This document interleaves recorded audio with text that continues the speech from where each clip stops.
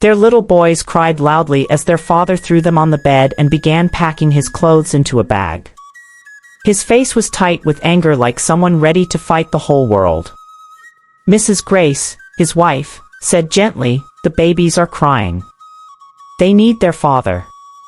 But Marcus answered in a cold and sharp voice, "They are no longer my concern. I'm leaving you." He continued stuffing his clothes into the bag without looking at her. "Please don't go, I beg of you," Grace begged. "If not for me, then stay for the sake of these innocent children God gave us." Marcus turned to her and snapped, "Marrying you was a mistake because you are a setback to me. So I'm done with this marriage. Don't come looking for me. As for the babies, do whatever you want with them. I don't care." He paused, twisted his lips bitterly, and added, "To be honest, I don't even care if they live or die." With that, he zipped up his bag and stormed out of the house, slamming the door hard behind him. Everything had once been peaceful between Grace and her husband. But things changed the day Marcus lost his job. Since then, Marcus had been depressed and out of control, always drinking, and he even threatened to leave the marriage because of his incapability to take care of his family. He complained about everything: the small room they lived in, the food they had to eat. Grace kept begging him, not just because she loved him, but for the sake of their little sons, Samuel and Simon, who were just 3 months old. But Marcus never listened. He was hot-headed and stubborn. Mrs. Grace carried the babies in her arms and gently cuddled them. Though they kept crying, she rocked them back and forth until they slowly calmed down. As she looked at their innocent faces, her heart grew heavy, but her voice was firm.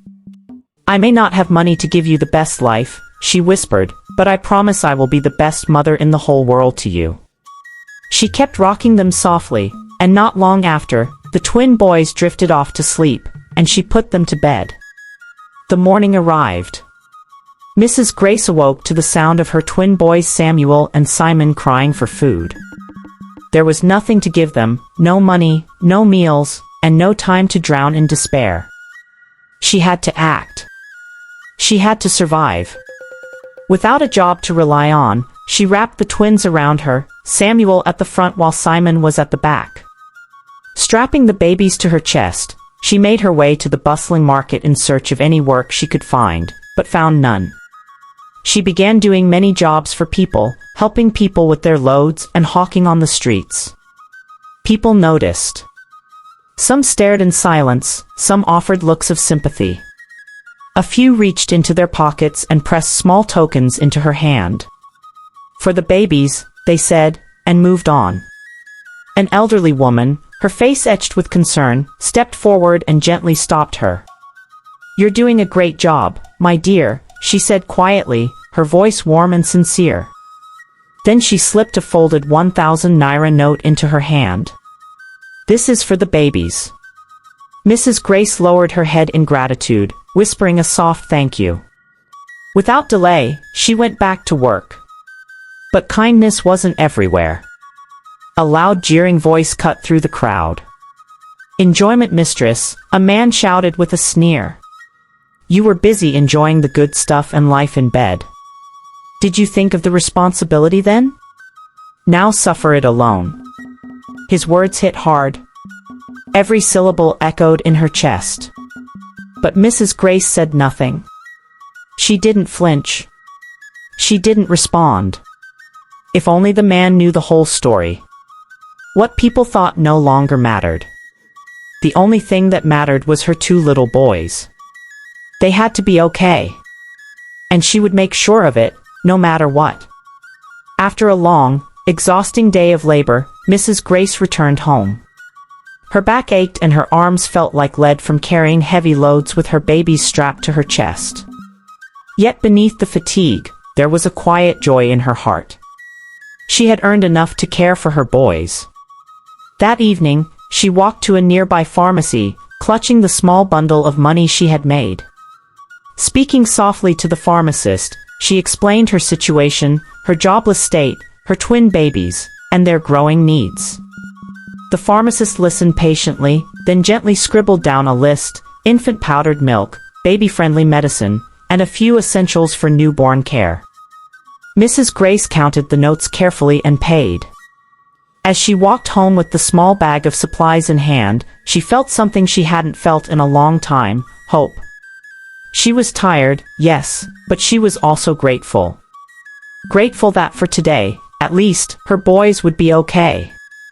And that was all she cared about. Day after day, Mrs. Grace pushed forward. Her twins wrapped tightly to her chest, their tiny breaths rising and falling with hers. She had no one to turn to. Her father was gone, and she had no brothers, no family to share the burden. It was exhausting, yet she never uttered a complaint. Somehow, in the midst of her struggle, she found joy in knowing her sons were fully fed, warm, and growing. At first, she had doubted herself, overwhelmed by fear and loneliness. But now she was doing it. She was surviving, and the babies were thriving. Then one Tuesday morning, as she stepped out with her children tied to her, a voice called out from behind. "Grace!" She turned and saw Uncle Benjamin, her elderly neighbor, walking toward her with kind eyes. "Let me take the babies today," he said gently. "I'll watch them until you return." Mrs. Grace hesitated, clutching the twins a little tighter. Sensing her worry, Uncle Benjamin smiled and added, "I only want to help. The sun is harsh, and they're still so small. Don't worry, I'll take good care of them." After a moment of thought and a silent prayer, she nodded slowly. She handed the babies over. Her arms felt light for the first time in weeks, but her heart remained heavy. Even as she walked away, her mind stayed with them. Since their father had abandoned them, she and the boys had become inseparable, tied not just by blood but by love and survival. She would give her life for them without hesitation. They were her reason for living, her strength, and her everything. Uncle Benjamin, as everyone called him, was poor but kind-hearted. He took care of the babies with love. He fed them, bathed them, and dressed them. When Mrs. Grace came back in the evening, she found her sons giggling happily in Uncle Benjamin's arms. She smiled with deep thanks and took them home. From that day on, Uncle Benjamin helped her anytime she went out with her children tied to her. The twin boys grew up knowing two people, their loving mother and Uncle Benjamin, the man they called Uncle. Samuel and Simon didn't attend the best private schools, but their mother made sure she worked hard to pay their school fees and buy all the books they needed. She also taught them how to be kind, respectful, and hardworking. At 17, the twins completed their journey through the local community secondary school. Mrs. Grace's heart swelled with pride as she watched them step into a new chapter of life. They had worked tirelessly, often staying up late into the night, studying hard for their WAEC and JAM exams. Samuel achieved an impressive score of 330 in JAM, while Simon exceeded expectations with a stunning 339. Their dedication paid off. Both gained admission to study pharmacy at the same university. But that moment of joy marked the beginning of an even tougher battle. One sunny afternoon, Samuel and Simon burst through the door, laughter echoing around them. Their eyes sparkled with excitement as they rushed to their mother, waving their freshly printed JAM results. Mrs. Grace took the papers with trembling hands, scanned the scores, and then looked up with a beaming smile. "Oh, my sons, you've made me so proud," she said, her voice thick with emotion. "Now I can walk through the city with my shoulders high. My sons, future pharmacists." She straightened her back, puffed out her chest, and marched playfully across the room like a dignified woman of status. The boys roared with laughter. In that moment, the small, worn-out house felt like a palace. Joy filled every corner, and for once, worry stayed outside the door. But later that evening, Mrs. Grace slipped quietly into her room, and the smile she wore all day slowly disappeared.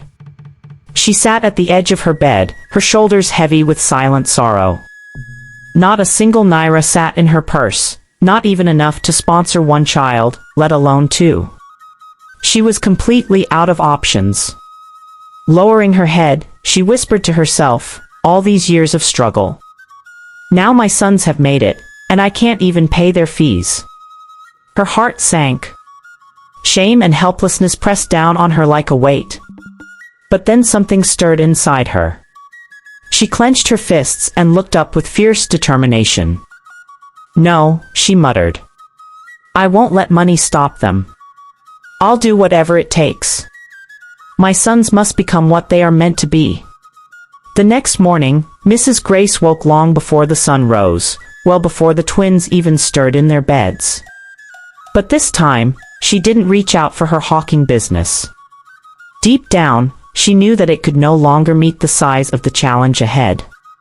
With a heavy heart and determined steps, she walked to the home of a wealthy woman who lived nearby.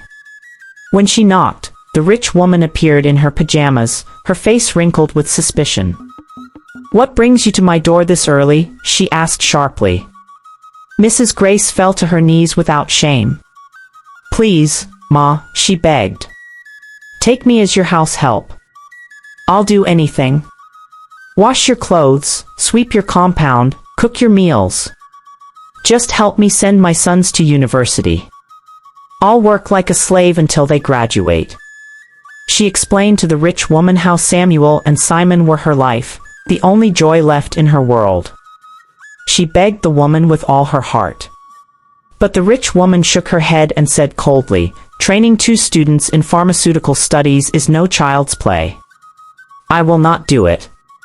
Mrs. Grace stood up quietly and left. She didn't stop there. She went to 6 or 7 more rich houses, one after the other. Each time she knelt and begged, offering to serve in exchange for her son's education, but they all said no because the tuition fee was too expensive for the twins. Exhausted and worn down, Mrs. Grace returned home, her body aching and spirit low. For 2 straight days, she came back from work without saying much. Silence hung around her like a heavy cloak. She couldn't find the words. How could she tell her sons that their dreams might slip away? But one evening, she found the courage to face them. She called Samuel and Simon into her room and sat them down. My sons, she began, her voice low and trembling. I'm sorry. I failed you. Please forgive me. I once promised when you were just babies that I would send you to the ends of the earth to learn, but now I can't even afford to send you to the university. She turned her face to the wall, fighting the lump in her throat. Her voice cracked, and though she tried to hold back the tears, the pain in her heart was too deep to hide. Simon stood up and said gently, Mommy, there's nothing to forgive. We know how much you love us. We know you would have sent us even to the moon if you had the money. Samuel added, whether we go to university or not, we love you always. They both wrapped their arms around their mother and hugged her tightly. That night, once Mrs. Grace was sure the twins had fallen asleep, she quietly knelt beside her bed and began to pour out her heart to God. Her voice was low and broken, but the pain behind it was loud. Father, please help me, she whispered. I have nothing left, but you have it all. My boys deserve a chance. Please, Lord, make a way. Help me send them to school. Her words turned into sobs. She placed her hands on the cold floor, her shoulders shaking. She cried like a woman with nothing left to give, begging heaven for mercy. In the other room, Samuel and Simon lay wide awake. They had heard it all. It shattered their hearts. All their lives, their mother had been their strength, strong, calm, always smiling through pain. But tonight she cried, and it was for them. Tears rolled down their faces as they buried them in their pillows, trying not to make a sound. The next few days were quiet, filled with silent strength. Though their hearts were heavy, Samuel and Simon made a bold decision. They traveled to the university and deferred their admission. It hurt, but they had a plan. They would find work, save up, and return stronger with their mother by their side. One day, the twins set out together, determined to find work. After hours of walking and facing many rejections, they finally landed a cleaning job at a well-structured and well-kept company. Samuel and Simon started immediately. They welcomed employees at the company's hallway every morning with warm smiles, cleaned the offices with their whole hearts, and treated everyone with respect, irrespective of their ranks. People who worked in the company quickly noticed their humility and hard work. Employees began to like them, often rewarding them with generous tips for keeping the offices clean. A few women who worked in the office, noticing their struggle, tried to lure them with offers, but the twins refused to lose themselves. No amount of poverty could make them sell their dignity for money. Money. They kept aside almost every naira they made. Every night, the boys would gather with their mother, sit on the floor, and carefully count their savings. Then they would all join hands and pray. Mrs. Grace never missed a single night. She would always kneel down, eyes closed, hands lifted high, and cry out to God, "Bless the work of my sons. Multiply it, Lord." Her faith stayed strong even when things were hard. Happy Hi Bestie! If you enjoyed this story so far, don't forget to like and subscribe and comment where you are watching from. Enjoy! After about 8 months of tireless work, saving, and constant prayer, Samuel and Simon came up with a bold idea. They opened a small restaurant of their own. It wasn't fancy, but it was tidy, welcoming, and well decorated. They served tasty meals and made every customer feel at home. Their mother helped out the best she could. They also promoted their food online through social media. Very soon, people started coming in large numbers. Word spread quickly, and the little restaurant became well known. Samuel and Simon were finally on the rise. Still, they kept saving every penny they earned. Though business was booming, their dream of becoming pharmacists remained alive. But fate had other plans for them. One evening, after a long, exhausting day at the restaurant, Samuel was wiping down the tables when something caught his eye. A black, shiny handbag, pretty expensive, tucked beneath a chair. "Simon, look at this," he said, lifting it up. Someone must have left it behind. Curiosity won over caution. They carefully opened the handbag and froze in surprise. Inside were important-looking papers like international passports and a thick stack of American dollars and Canadian dollars. Simon's eyes grew wide. "This person must be very wealthy," he whispered. Without hesitation, they closed the handbag and took it straight home. When Mrs. Grace saw it, she listened intently to their story and then nodded slowly. "You did well to bring it here," she said. "Don't worry. The owner will come looking for this. It's far too valuable to be lost." The next morning, the twins arrived at the restaurant early, carrying the black handbag. As they approached, they noticed a well-dressed woman standing beside a sleek black car, her face full of worry. When they greeted her, she immediately asked, "Have you seen a black handbag by any chance?" Samuel nodded and reached into their bag, carefully handing it over. The woman's eyes lit up with relief as she took it. "Thank you so much," she said, clutching the bag tightly. Without another word, she got into her car and drove away, leaving the boys watching quietly. Simon blinked and grinned. "She could have at least given us one of those dollars," he joked.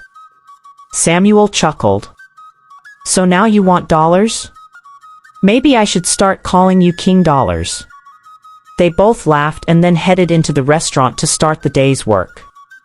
It was still just the two of them running the place, with their mother helping whenever she could. The business hadn't grown enough to hire more staff yet, but they stayed hopeful. Every day brought them closer to their dreams. Around midday, as the sun blazed down on the bustling streets, the same woman who had taken the handbag earlier returned. She drove up in the same shiny car, but this time she wasn't in a rush. She stopped and smiled at Samuel and Simon. "I'm Miss Victoria," she introduced herself, stepping out of the car.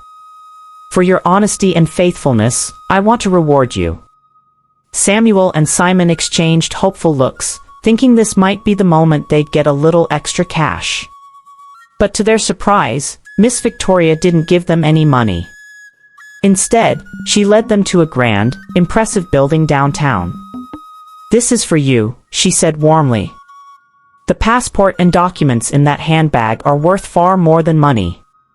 You saved me and my family by keeping that bag safe. Now I want you to have this building for your restaurant. It's yours."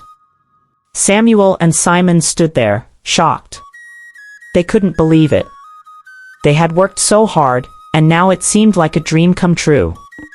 Grateful tears welled up in their eyes as they thanked her over and over again, with hearts full of joy.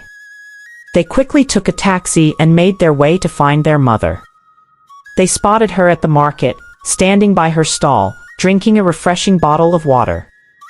Without a word, they ran to her, throwing their arms around her. People in the market stared, amazed at the sight of these two handsome young men embracing the woman. Mrs. Grace laughed, shaking her head in disbelief. "Here," she said with a warm smile, "let me buy you some water." They sat together, sipping the cool drinks, their excitement barely contained. Finally, Simon broke the silence.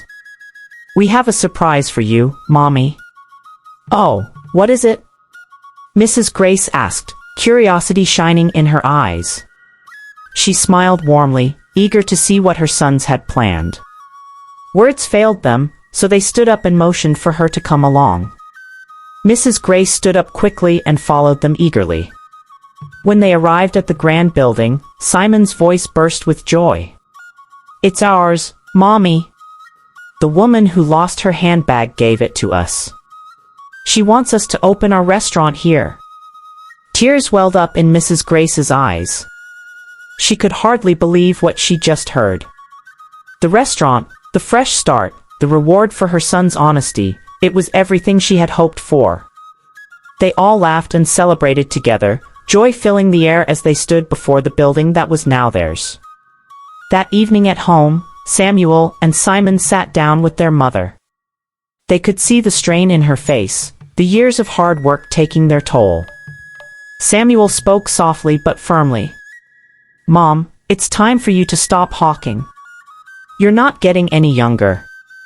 This kind of hard work is for younger women, not for you," he said, his voice filled with love.